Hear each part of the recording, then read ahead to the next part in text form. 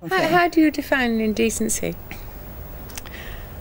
Well, I think language can be indecent. Welcome to WatchMojoUK, and today we'll be counting down our picks for the top 10 shows Mary Whitehouse tried to ban. For this list, we're looking at the shows the BBC's mortal enemy, Mary Whitehouse, hated the most during her time campaigning against TV. That it's rather getting to the stage now where people who don't want suggestiveness of this kind have really very little choice when it comes to light entertainment. Before we begin, we publish new content every day, so be sure to subscribe to our channel and ring the bell to get notified about our latest videos. Let us know in the comments if you think Mrs. Whitehouse was right about any of these.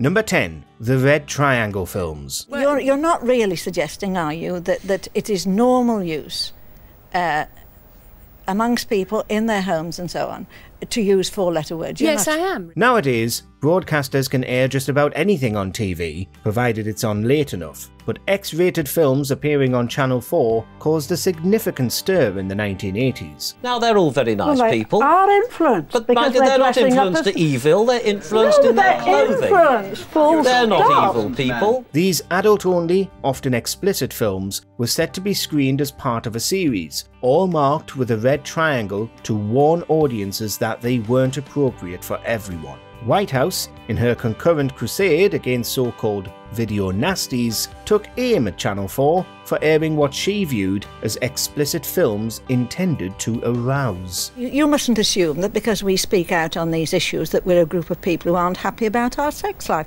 It's actually because we believe that sex is so important. But the negative press ended up being a boon for Channel 4, and the films gained large audiences. And incidentally, none of the films were titillating, and were instead pieces of highbrow art cinema.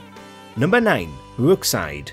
For years, Brookside made its name by courting controversy, and sometimes doing far more than that. I don't think it's trying anything stupid, because if you do, crack it is an hot dog.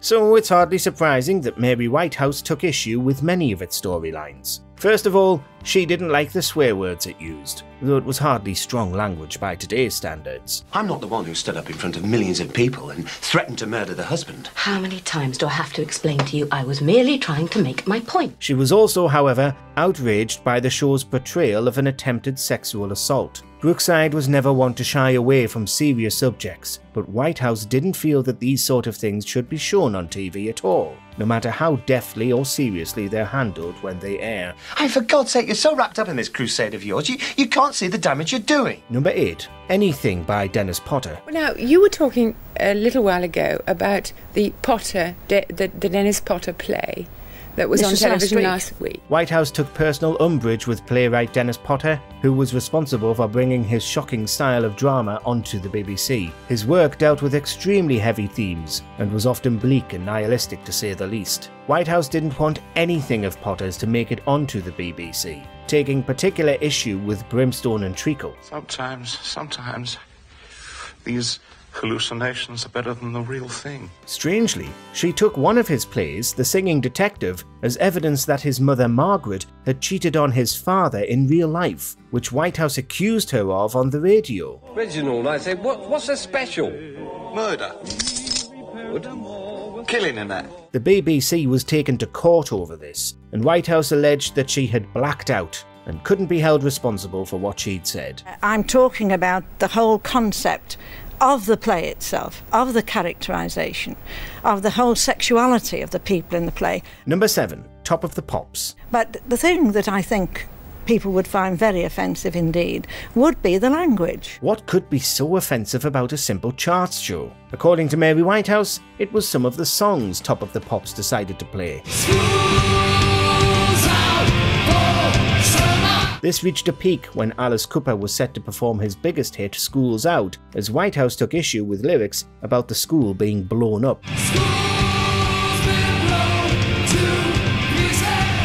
She was actually successful this time too, though the controversy only fueled Cooper's record sales, to the extent that he thanked her. And fascinatingly, Whitehouse's organisation, the National Viewers and Listeners Association, once gave former Top of the Pops host Jimmy Savile an award for sticking up for proper British morals and values.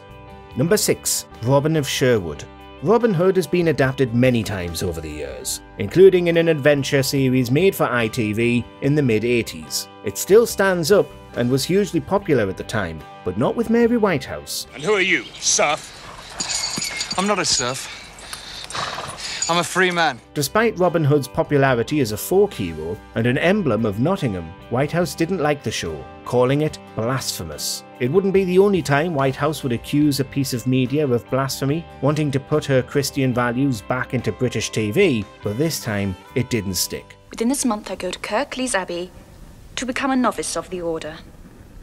My lord, you must understand. Marry her to God, so that her lands come to the church. It all happened because it tackled the supernatural and the remnants of Britain's pagan religions that still existed when Robin Hood is supposedly set. Mrs. Whitehouse, is there a danger then you're being a killjoy and taking it far too seriously? Oh, I don't think... I mean, I found it hard to take it seriously anyway. Number 5. The Benny Hill Show.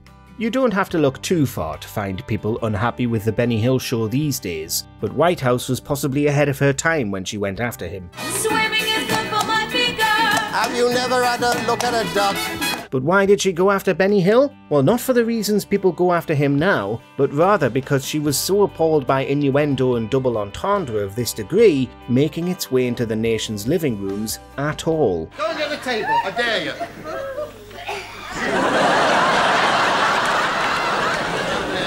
How dare someone go on TV and make jokes about sex, not to mention showing a sliver of nudity? Well, eventually Benny Hill did stop broadcasting, and its reassessment has led to some people wondering if Whitehouse wasn't right this time. Ladyship, I'm going to couple you up with the vicar right now. Here we are. Oh, the dirty old devil. Number 4. Till Death Us Do Part. You bloody scouse ponce! Yeah. I want to call you up for the army, mate, and bung you down a mine. Another person Whitehouse didn't like was sitcom character Alf Garnett. Was this because of his outrageous views that, even at the time, was supposed to be a satire on a certain type of person? What is wrong with the set? We can't get a photo, mate. No. It was because he and his brood used bad language, once again, specifically the word bloody. How bloody typical. I bet you never thought when you bought the set you will have to call a native out of the jungle to repair it for you, eh?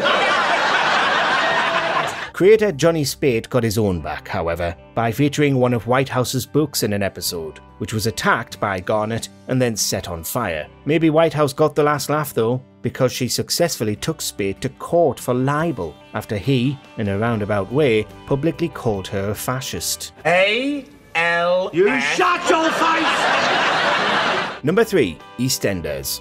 Another soap opera to get on the wrong side of Whitehouse was EastEnders, which unlike Brookside, is still going strong today. Rage. He's dead. Dead drunk. No, he's dead. No, he's not. I can still feel his pulse. She complained about EastEnders plenty of times, particularly when it had just began. She compelled people not to watch it, and as we all know, failed dramatically, as it remains one of the most popular soaps. She believed that, as it aired before The Watershed and contained mature themes and some violence, EastEnders actually violated broadcasting guidelines to keep things family-friendly before 9 o'clock. He could have been here like this ever since he's been missing. We didn't notice anything. Who does, son? He's a cantankerous old man. And she was also peeved by a storyline about a single mother who becomes a stripper, also not family-friendly. Oh, what's up with you then, Paul? Oh, confidential, Dennis. Here, it's a good thing I weren't undressed when you come in, wasn't it? Wouldn't have bothered me.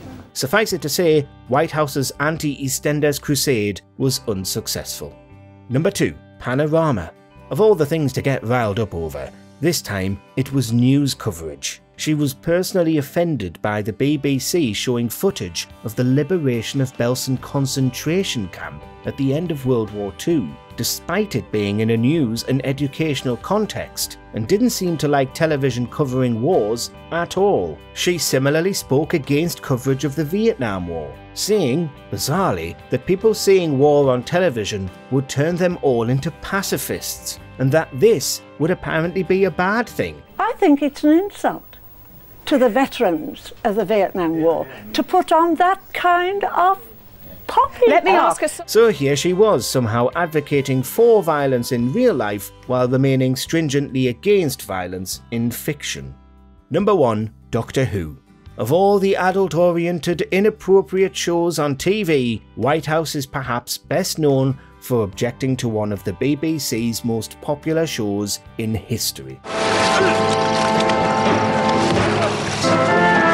But what was it that Whitehouse found particularly objectionable about Earth's best-loved time-travelling Time Lord? Violence, if you can believe it.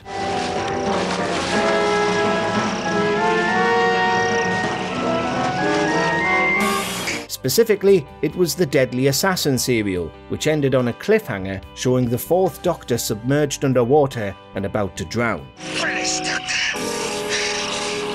You're finished.